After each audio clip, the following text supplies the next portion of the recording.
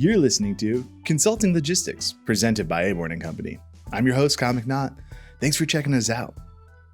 As rates continue to skyrocket in this August, shippers are looking everywhere to understand what is happening.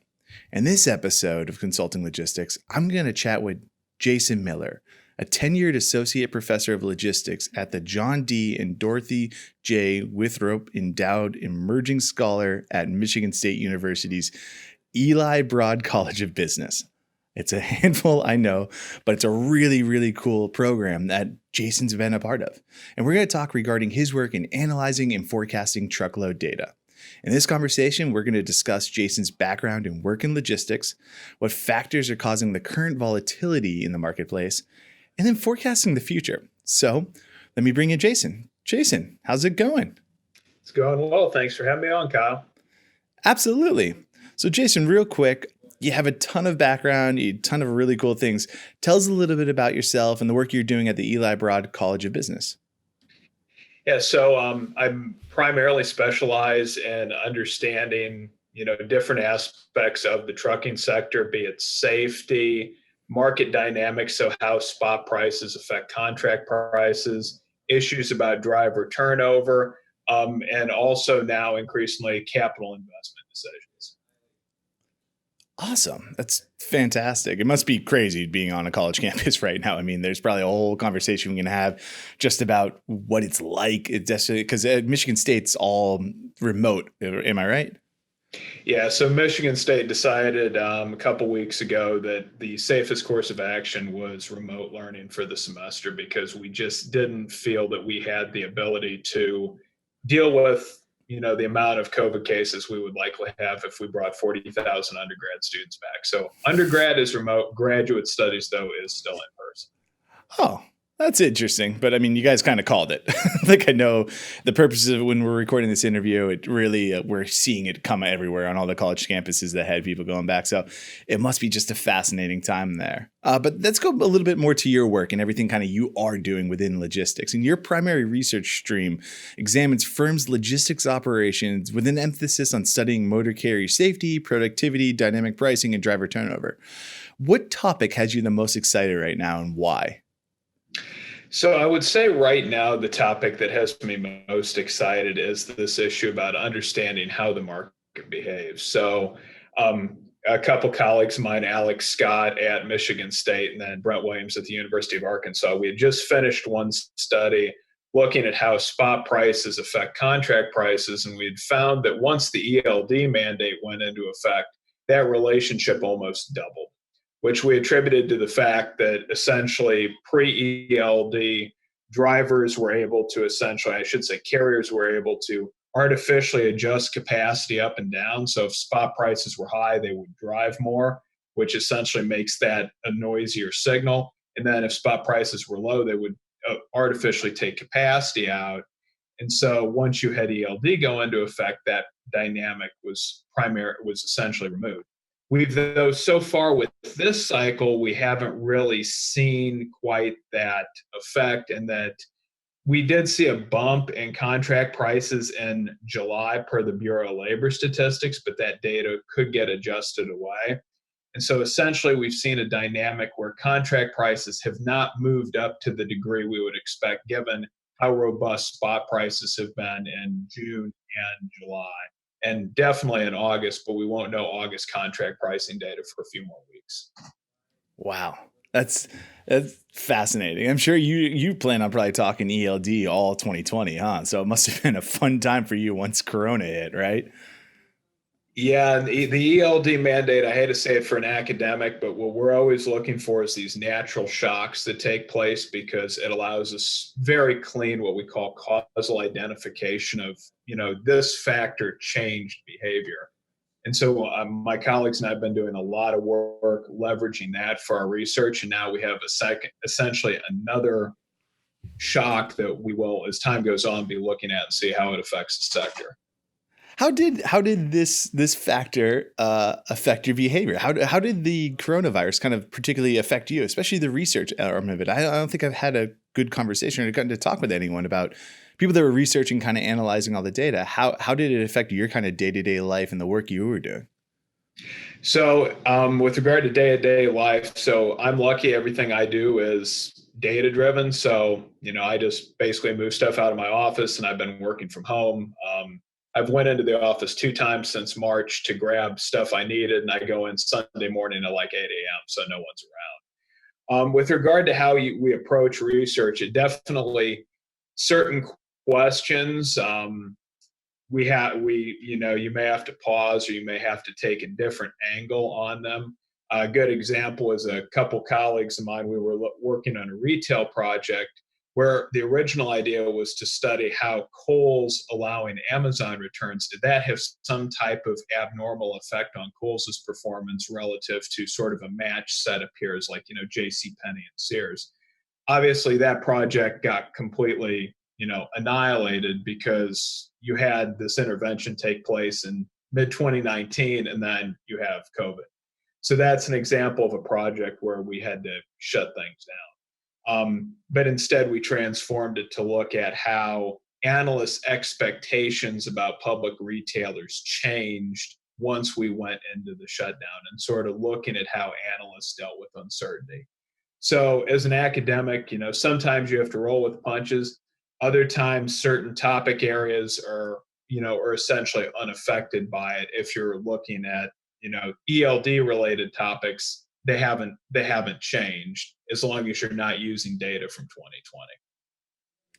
Yeah, absolutely. And it's probably, you're right. It's just rolling with the punches and stuff like that. And it's just fascinating. It definitely is interesting. I mean, there's probably just a whole wide variety of topics that you're probably already itching to kind of look at based off of this one factor that kind of got thrown into the marketplace. So let's talk a little bit about one factor we all kind of are experiencing right now is a ton of volatility, particularly in the truckload market. So you wrote back in July that if one thing is constant with a crisis that is COVID, it's that freight markets will behave in unpredictable ways. And I think it's safe to say you nailed it. At the time of this recording in late August, kind of early September, rates are at the highest levels seen in the past 5 years and are up 25% year over year. So first obvious question is, what are you seeing as factors playing into this current volatility? Yeah, so I think the key thing to recognize right now is what we've had happen is the COVID shock has caused certain shipper verticals to see a tremendous increase in demand over what they were expecting. So what you have is in those shipper verticals, you had carriers that were planning, let's say, 10 loads a week from this Procter and Gamble DC to this, or Procter and Gamble plant to this Walmart DC. Now they're seeing demand for 18 loads a week. And the carriers are looking, saying, okay, I wasn't planning on this, so I'm either having to deadhead into the P&G plant, increasing my costs, or I'm going to be likely deadheading out of that Walmart DC after I drop off because I didn't plan my network out for 18 loads into and out of. And so what we're seeing is carriers are adhering to those essentially baseline contract volumes, but they're not providing the surge capacity. And so what that's doing is that's causing a lot of tender rejection for those additional shipments. That's either moving the freight directly to the spot market or it's causing brokers to get more involved in the process, because we've got good evidence from research that the more tenders you have from a facility on a given day, the more likely you're going to start using brokers to handle those sort of excess tenders because they can better get you capacity. But that broker is, again, finding capacity on the spot market. So through routing guide failure, what we've seen is a shift of loads to the spot market. And you're combining that with the fact that, at least as of the most recent data for July, the Bureau of Labor Statistics is saying at least 6% of capacity has left the market. And that is essentially a best case estimate, because that's including a lot of drivers who are still employed but aren't operating at full capacity because their firms have PPP loans. So probably more realistically, we're talking a 10% drop in capacity. And so you've got this combination of a lot of volume making its way to the spot market due to routing guide failure in a few shipper verticals. You combine that with lower capacity, you have a recipe for very hot spot prices. But that being said, we haven't seen contract prices move that much. They're actually down year over year. as of July, according to the Bureau of Labor Statistics. And so we have this odd dynamic of spot prices being elevated, but it hasn't translated over yet to contract prices. My explanation for that is carriers are very uncertain about what the future holds. And so they're being a little less willing to try to go back and do an out of cycle negotiation right now, combined with the fact shippers don't know what's going on. And given how brutal 2018 was, they're a little skeptical about wanting to raise contract prices that may have got locked in February and March. Yeah, but wouldn't the rejection rate kind of be playing a factor into, well, how do I kind of clear that up? Or are we not seeing that right now? It's like, let's go to spot, kind of, we got volumes that we just didn't predict. So I think that the increased routing guide failure will eventually cause shippers to recognize I need to increase my contract prices. I mean, there is no doubt of that.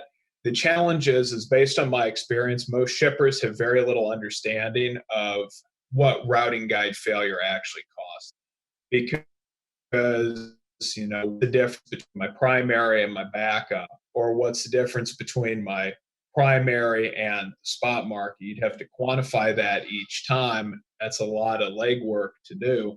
And so I think one of the challenges is there's just a lot of uncertainty about what does routing guide failure actually cost me. Yeah, so I mean, for the purposes, and sorry about a little background noise. The office is being crazy right now. But so the purposes of this podcast, a lot of it is educating. So let's talk a little bit about what shippers kind of should be doing. If you could talk to a shipper, what data points should they be gathering right now to kind of start to spot where volatility is occurring in their profile? Is it exactly as you said, like look at like what your backup's doing, kind of measure and scorecard, all this type of stuff? Or is there some simple data points that like they probably do have access to that they don't even realize? So first thing I would be telling any shipper who's had extremely high demand, take a look at what your tender lead times are on the shipments. So what is that time that's elapsing from when you are tendering the order till it needs to be picked up? One of the big things we always tell people is if you've got excessive volume, giving a little bit of a longer tender lead time can be beneficial because it can allow a carrier more time to position equipment. That doesn't mean give, let's say, 10 days out. That's crazy, and it's actually worse for a carrier because nobody plans to move out. But let's say your typical tender lead time is 2 days. Maybe see if you can move that up to 3 days. Another thing to start considering is try to identify which specific lanes are your problem. One thing I've heard from shippers I've talked to before is that their most high volume lanes tend not to be quite as much of an issue as sort of these middle range lanes that may run, let's say, a load every other day, that they can have more issues there than versus the most high volume lanes. And so trying to identify where is routing guide failure taking place. Once you've identified the lanes most susceptible to it, try to take a look and say, what was that additional price I paid? Easiest way to index that, say, what would have been the line haul rate if my primary carrier accepted it versus what did I actually pay for that? So you figure out essentially that escalation of cost. Once you've identified lanes that are most susceptible to failure right now and where that failure is costing you the most, that's where I would start saying take targeted intervention. Obviously, the key thing with this is you have to have good data and a data analytics to analyze this data fairly quickly. I'm positive people right now just pause this and are rewinding to take all the notes that you just did. Because I mean, it is kind of what we see a lot of times. It's sort of just that unknown of what they should be doing. So awesome stuff. Let's talk a little bit about the future and kind of lean into what we're kind of seeing or what we're forecasting for the future. And I kind of want to talk a little bit about that Payroll Protection Program loans and the current, how that's playing in. You talked a little bit about it kind of leading to less capacity. Is that something that you're forecasting, you're seeing could continue to play kind of a major role within this volatility, or are we starting to scale that back and bring more drivers back to the market? Yeah, so PPP, the initial loans given the, I believe, 24 weeks that Congress modified to where you had to pay it back. That means for the companies that got those loans in early April, mid-September is the point they start expiring. So at that point, what I would expect to have happen is any drivers who are working for companies where they may not be operating at what I'd call full capacity, that's going to have to stop, and that additional capacity has to come back to the market. So there's been Overdrive's done some very good reporting talking about how some independent owner operators have been able through PPP loans to essentially be very selective about the freight they haul versus saying, you know what, this isn't a profitable load or this isn't enough profit to justify running, I'm not going to run it. That behavior is going to have to end once PPP has expired.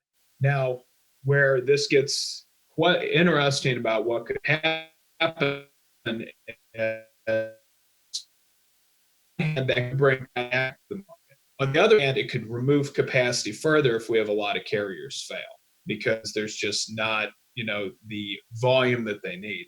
Because the one thing we always have to keep in mind with trucking is a very substantial percentage of firms operate on a very regionalized basis. So they'll haul Michigan, Ohio, Pennsylvania, Indiana, and Illinois. And they tend to take a lot of the smaller firms, especially, the 5, 6, 7 power unit firms, they tailor their services to a small number of shippers. And that's how they're able to provide that value proposition. Well, if you're a carrier, you're working for one of these shippers that's, let's say, 20% of your business, and they themselves have seen their, let's say they're in the durable goods sector and their volumes are down 15, 20%. Well, that's going to now put you in a very precarious position because you either have to start calling brokers and playing the spot market more, get in the load boards more, or you have to say, okay, do I idle a truck or do I lay somebody off? And so the capacity in this industry is not, as to use a very academic-y word, fungible and can be easily reallocated. And so the example I would give is, we know there's a tremendous amount of freight right now heading outbound from Southern California. I mean, that's why Union Pacific keeps adding surcharge upon surcharge upon surcharge on spot intermodal containers. The challenge is if I'm a carrier in Minnesota who specializes in the northern plains, serving the northern plains, I'm not suddenly going to start chasing freight coming out of Southern California, right? That's not what I'm going to do. So I may have capacity up here that could be used, but it's not going to get reallocated to where it needs to be. So it's going to take time for this market to play itself out. And you can even see that in the public motor carriers' financials where, for example, Landstar, which is primarily, an industrial-oriented carrier, they saw a tremendous increase in the number of food shipments they had in Q2. So not nearly enough to offset the decline in heavy industry. But you can start to see carriers slowly but surely, especially the larger ones, allocate capacity a little differently. But this isn't something that takes place overnight. So what about with hurricane season coming up? I know right now they're predicting it's going to be a above average or heavier than usual one. What do you think is going to happen there, especially if the capacity isn't being used in these other locations? Is the hurricane season going to play a huge factor, or what are you kind of predicting? Well, I think it matters of, the question of whether we have a very destructive hurricane hit the mainland United States. So, I mean, again, 2017 is the example with Harvey hitting, South Texas and Louisiana, and then you have Maria hitting Puerto Rico. And those two hurricanes hitting at the same time, FEMA comes in and there's a tremendous amount of freight that needs moved. It's all spot freight. It's all freight that's moving at very, very, very high dollar per mile. So it essentially sucks capacity from around the United States for those carriers that do operate on a more national basis, capacity reallocate. So you'd see, for example, spot rates from Columbus to Philadelphia will go up dramatically because you'll see capacity start shifting to the southern U.S. So the real question is whether there is some type of major event like that. Unfortunately, we're recording this right now, we've got Ken Laura in its way toward Louisiana and Texas, and that's a big unknown right now. So if there's a catastrophic hurricane, that will throw the spot market into even more of a unbalanced situation. Yeah. And yeah, like you said, for the purposes of this interview, we are definitely recording it before Laura makes any landfall. So we're not really sure how that's all going to play out. But yeah, I think that's one of the kind of unknowns that people are still sort of thinking about, just because historically that's been something that they could kind of understand and predict of how the market will react. Kind of wrapping up. I know your time's crazy right now. I'm just trying not to waste too much of your time. Let's talk a little bit about that kind of elephant in the room and something you talked a little bit about of the contracts and how that's going to work.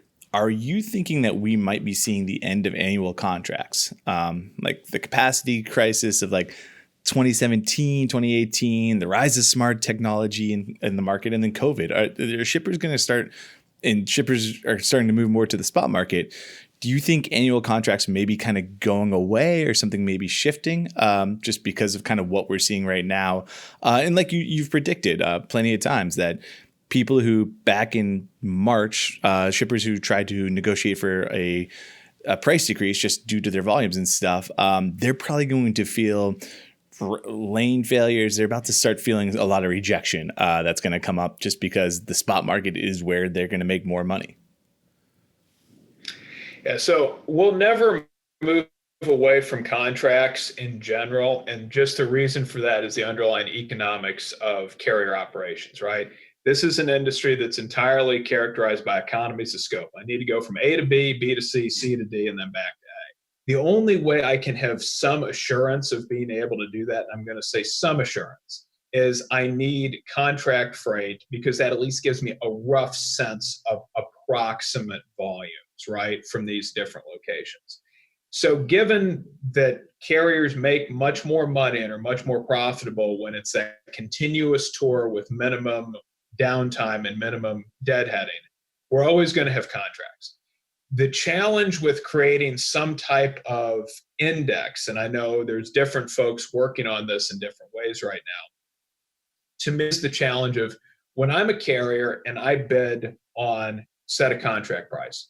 What I do is I look and I say, what's the cost for me to serve that specific shipper based on my overall network, my balance in, my balance out.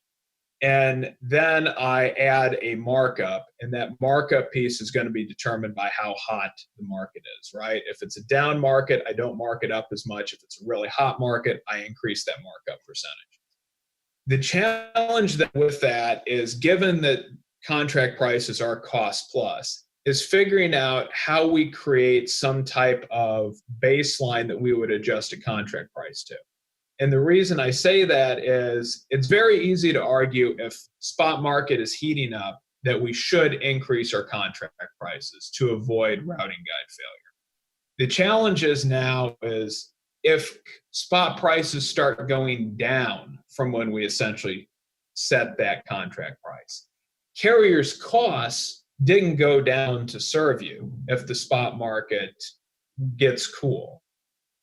And so you have a challenge of, will carriers be willing to accept the contract price going down, given that it was set on a cost plus basis? So to me, the thing that I keep wondering with this is, do we actually have to think of almost an asynchronous adjustment, and that you have the contract price, it gets locked in at this point in time. If spot prices or other contract prices that are just getting set start going up, do you raise your prices, but you don't have a matching? If it goes down, you go down. And that's just so carriers can preserve their margins.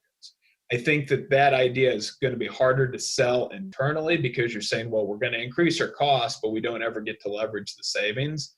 My argument would be is, if spot prices go down, you're going to get savings because routing guide failure is going to go down. But that then makes it a key thing of being able to quantify and say, on my primary lanes, a 3% increase in routing guide failure results in a 6% escalation in my cost for this. And so being able to translate the value of a intact routing guide over to financials is the biggest thing that both shippers have to be able to do, but also carriers need to be able to do. And so I think as we get more and more and more data visibility in this industry, I think that this becomes feasible. But I think that we're going to have to work on some of sort of these behavioral aspects of understanding, given we know contract prices are set on a cost plus basis, how do we deal with adjustment, and should adjustment be only up one direction but not down the other direction?